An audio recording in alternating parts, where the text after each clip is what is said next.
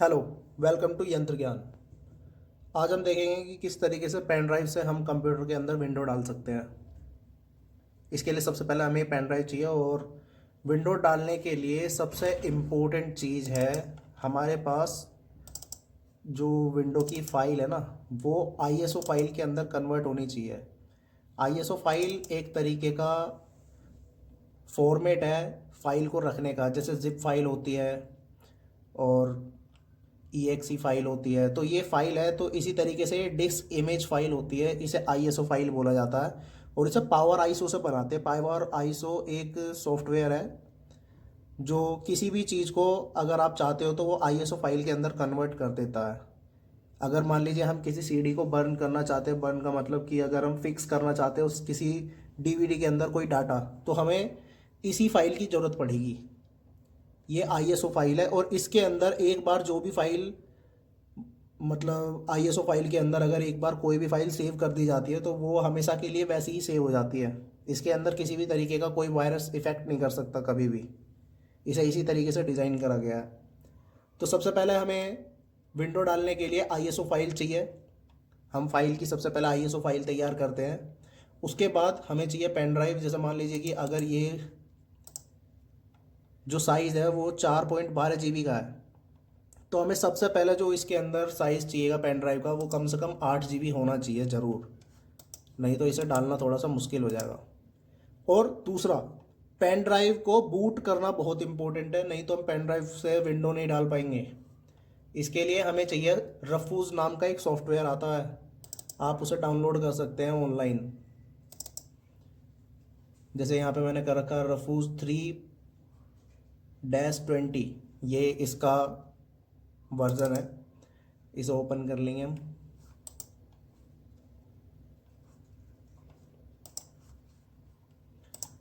और उसके बाद हम पहले इसमें पेन ड्राइव लगा देते हैं।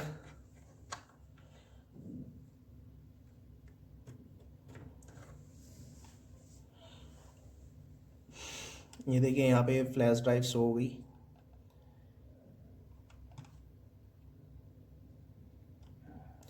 अब हम आईएसओ फाइल सिलेक्ट करेंगे। इसके अंदर आईएसओ फाइल यहाँ से सिलेक्ट होगी। ये फोल्डर खोल देगा हमें जहाँ पे भी फाइल चाहिए। ये मैंने पहले ही खोल रखा है लोकल डिस्क के अंदर। जहाँ पे भी आपकी फ़ाइल रखी हो आप वहाँ पे इसे सेट कर सकते हैं। तो मैं इसमें Windows 7 डालने जा रहा हूँ, थोड़ा डिग्रेड कर रहा हूँ इसका सॉफ्टवेयर। और एक बात का बहुत ही खास ख्याल रखना, ये जो फॉर्मेट है ना फाइल का, जो पेन ड्राइव पहले फॉर्मेट होगी वो NTFS में होनी चाहिए। NTFS, इसी के इस वाले रफूज के अंदर सिर्फ यही वाला पैटर्न है NTFS फॉर्मेट पे। नहीं तो और भी जो फाइल आती है ना उसके अंदर अलग अलग तरीके के कई फॉर्मेट होते हैं जिसके अंदर पेन ड्राइव को फॉर्मेट करा जाता है। इसका क्लस्टर का साइज़ डिफ़ॉल्ट ही रहने दें और स्टार्ट कर दें। आपकी पेन ड्राइव थोड़ी देर में बूट हो जाएगी। स्टार्ट हो गया ये।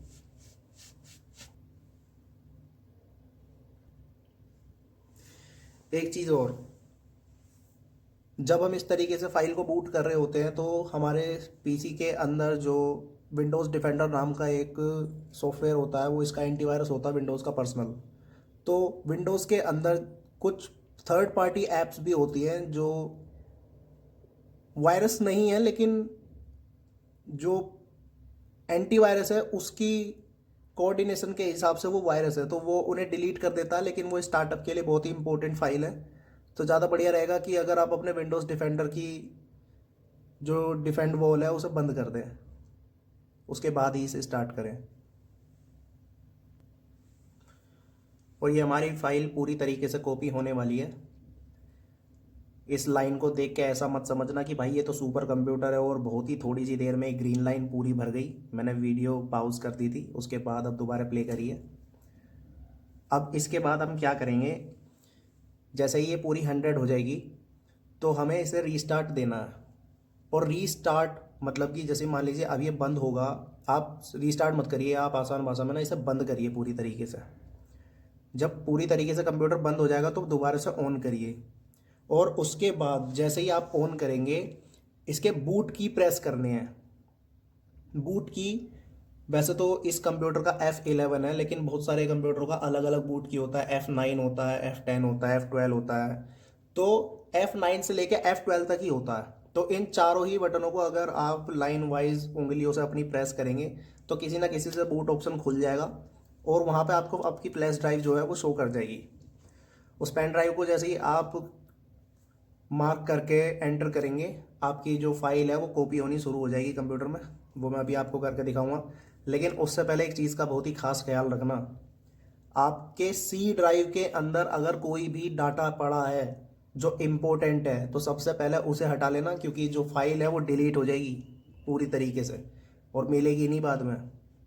क्योंकि हम जिस पैटर्न पे इसे अभी चलाएंगे वहाँ पे हम सी ड्राइव को पूरी तरीके से फॉर्मेट मार देते हैं। वो मैं भी आपको करके दिखाऊंगा कैसे। अभी फाइल हमारी कॉपी हो रही है, थोड़ी सी रह रही है। जब ये पूरी कॉपी हो जाएगी उसके बाद ये पैटर्न इस्तेमाल करेंगे। उससे पहले अपने डेस्कटॉप के ऊपर जो भी पड़ा है उसे हटा लेना। मैं फिर से कह रहा हूँ, वो डिलीट हो जाएगा पूरी तरीके से, मिलेगा नहीं फिर। जैसा कि आप देख सकते हैं पूरी तरीके से फाइल तैयार है हमारी विंडो डालने के लिए। लेकिन अभी क्या है कि मैं डेस्कटॉप से अपना डाटा हटा रहा हूँ। मुझे नहीं पता इसके अंदर क्या इंपॉर्टेंट है क्या नहीं है, वो बाद में देख कर डिलीट मार देंगे। लेकिन अभी फ़िलहाल में यहाँ से हटा लेना चाहिए, वही है समझदारी। नहीं तो फिर ढूंढते रहोगे बाद में।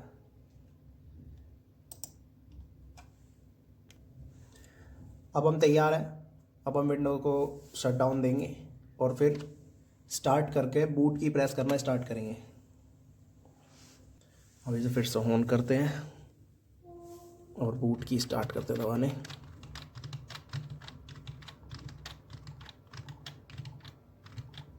ये हमारा बूट स्पेस खुल गया। ये हमारी पेन ड्राइव शो हो रही है यहाँ पे, HP USB फ्लैश ड्राइव। अब इसके अंदर जो भी डाटा था वो एक्टिवेट होना शुरू हो जाएगा एक एंटर से ही।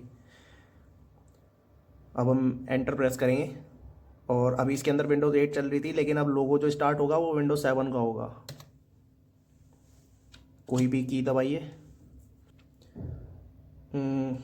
इसे छोड़ दो, ये अपने आप ही ले लेगा, इसमें कुछ भी करने की ज़रूरत नहीं है।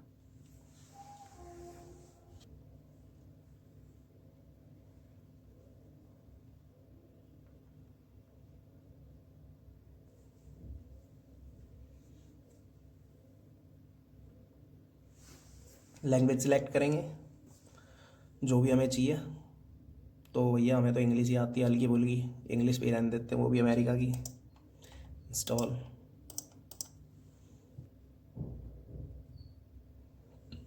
कौन सा एडिशन आप डालना चाहते हैं? तो भैया मैं डालूँगा 64 बिट में अल्टीमेट। X86 जो होती है वो 32 बिट होती है, हमेशा ध्यान रखना। और जो X64 होती है वो 64 बिट होती है। 64 बिट में थोड़ी सी हाई ग्राफिक्स काम कर लेते हैं। और हमारी विंडोज 7 अल्टीमेट ये रही।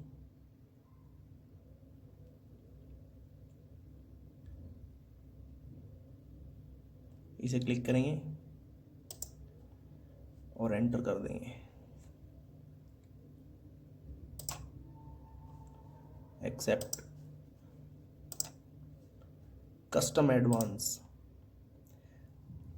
अब यहाँ पे बहुत ज़्यादा खास ख्याल रखना, अगर आपने सही प्राइमरी नहीं चुनी तो यदि आपका टोटली डाटा बेकार हो सकता है।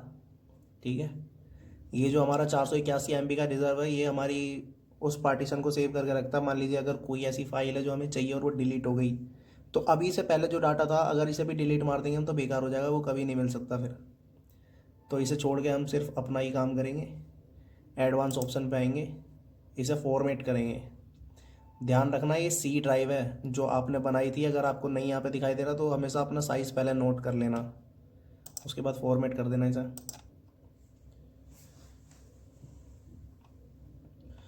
और कुछ नहीं करना, सिर्फ नेक्स्ट करना है, विंडो डलनी शुरू हो जाएगी।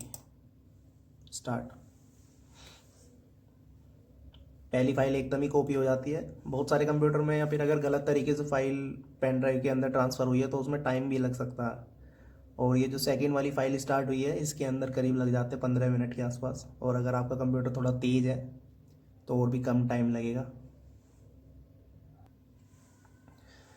जैसे कि आप देख रखे हैं, जैसा कि आप देख सकते हैं 97 हो गई है, तो फाइल पूरी तरीके से डल चुकी है। जैसे ये 100 हो जाएगी, इंस्टॉलिंग फीचर और इंस्टॉलिंग अपडेट भी एकदम से हो जाएंगे और उसके बाद ये रीस्टार्ट लेगा। लेकिन इसमें आपको कुछ भी नहीं करना, सारे के सारे काम अब अपने आप ही होंगे। किसी भी तरीके का कोई बटन नहीं छेड़ना कहीं भी। अब ये ऑटोमेटिकली रीस्टार्ट लेगा अपने आप।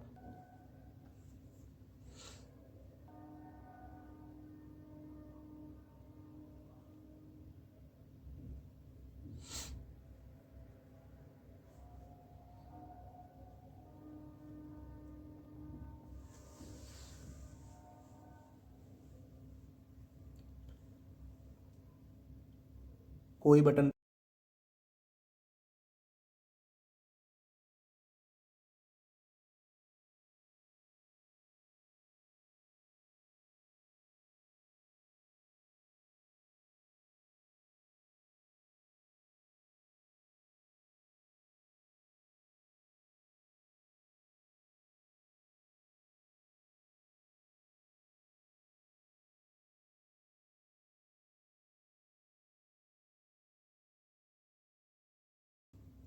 अभी यहाँ पे करीब 10 मिनट का टाइम और रहेगा कंप्लीट इंस्टॉलेशन में। जैसे ये कंप्लीट इंस्टॉलेशन पूरा हो जाएगा उसके बाद ये रीस्टार्ट लेगा दोबारा से, और उसके बाद कुछ नॉर्मल डिटेल्स मांगेगा, जैसे कंप्यूटर का नाम क्या डालना है, और उसके बाद ऑन हो जाएगा थोड़ी देर में। जब तक के लिए मैं पॉज कर देता हूँ।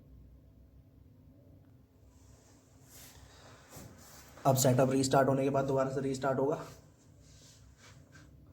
क्योंकि जो हमारा अपडेट था वो पूरा हो चुका है वहाँ पे। ये किसी इंटरनेट कनेक्शन के थ्रू नहीं हुआ, ये विंडो अपने आप ही करती है। ये कंप्यूटर अभी किसी भी तरीके से नेट से कनेक्ट नहीं है। कोई भी बटन यहाँ पे दबाने की ज़रूरत नहीं है, नहीं तो विंडो दोबारा से रीस्टार्ट हो जाएगी डलने के लिए।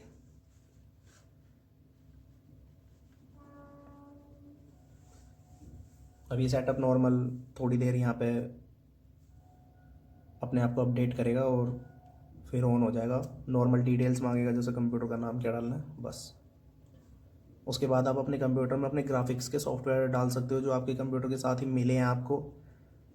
नहीं है अगर आपके पास वो सीडी, तो आप एक काम कर सकते हैं, नेट से अपने कंप्यूटर को कनेक्ट करके, और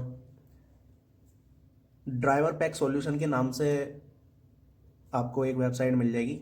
वहाँ पे जाना, वो आपको कुछ 1 MB के आसपास की फ़ाइल देगा, उसे डाउनलोड करना।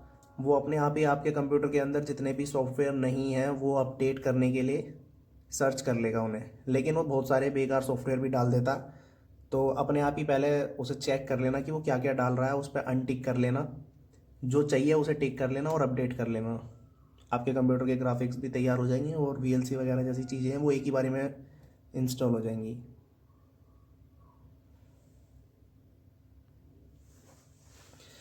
जैसा यहाँ पे पूछ रहा है नाम क्या डालना आपको, तो मैं यहाँ पे अपना नाम डाल देता हूँ।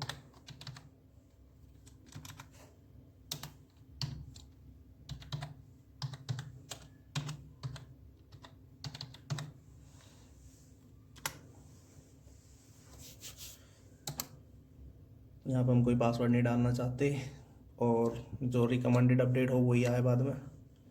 यहाँ पे टाइम सेट कर लेना जो भी चल रहा हो। अभी मैंने ऐसे ही ऑन कर दिया।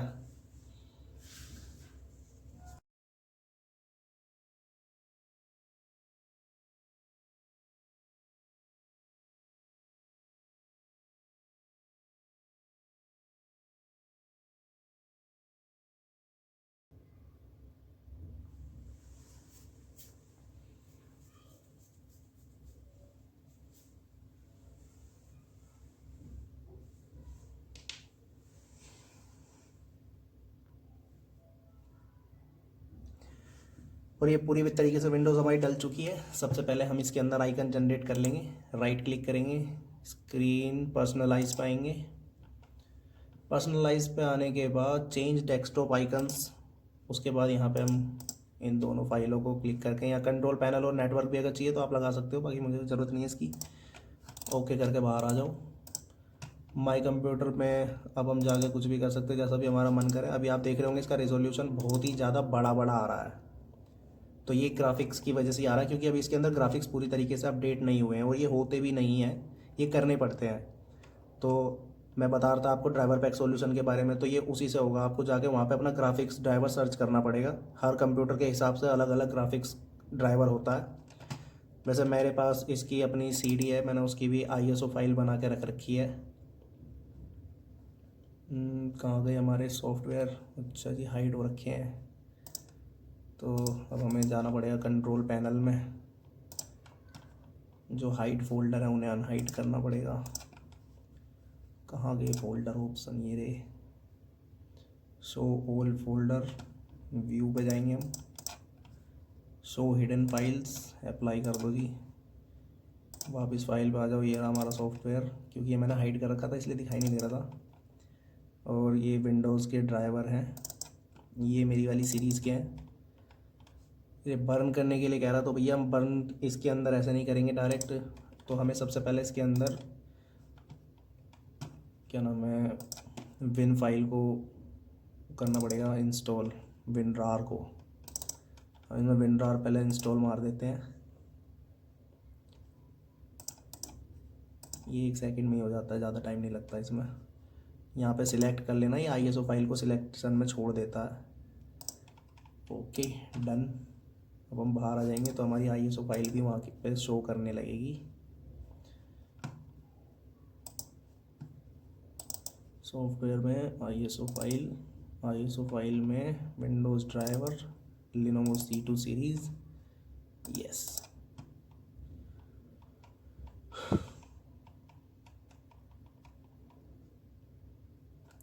और अब हमें यहाँ पे अपनी फ़ाइल ढूंढनी है जिसे हम एक्टिवेट करेंगे। इसके अंदर ये और ड्रामा है, विंडोज़ 7 में ये फ़ाइल को सही से एक्टिवेट नहीं कर पाता। ये बैड EXE, जहाँ EXE आ रहा होगा यही है फाइल। इसे ओपन करेंगे, हमारा सेटअप एक्टिवेट हो जाएगा।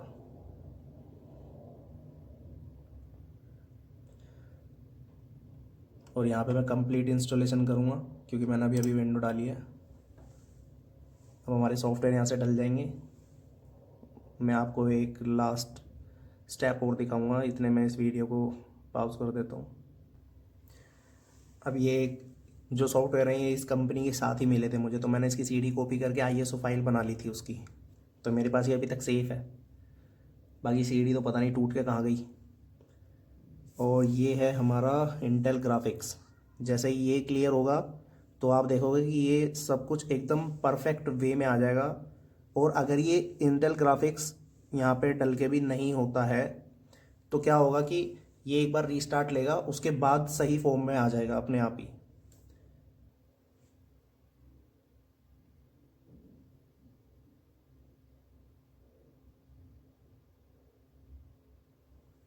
ये ग्राफिक्स का सॉफ्टवेयर यहाँ पे शो कर गया है कि इंस्टॉल हो गया, लेकिन फॉर्मेट चेंज नहीं हुआ अभी रेजोल्यूशन का। तो ये अब रीस्टार्ट होगा तो उसके बाद ये एक्टिवेट होगा। अब सारे के सारे ड्राइवर इसके अंदर डल चुके हैं। रीस्टार्ट मांग रहा है, रीस्टार्ट दे देंगे एक बार इसे।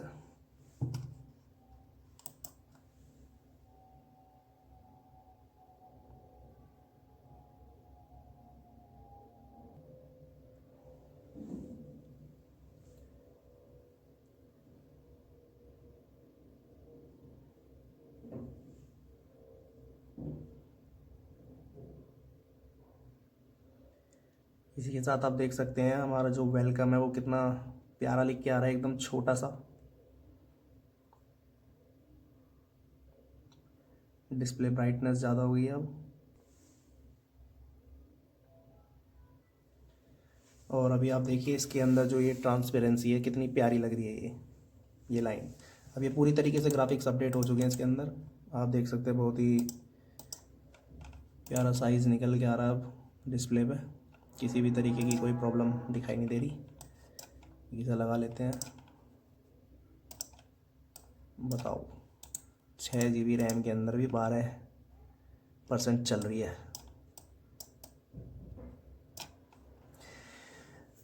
इसी के साथ आप इस वीडियो को क्लोज़ करते हैं। वीडियो पसंद आई हो तो इसे लाइक करें और भैया सब्सक्राइब कर दें चैनल, ताकि मैं अगली वीडियो भी बना लूँ। मिलेंगे अगले किसी नए टॉपिक के साथ।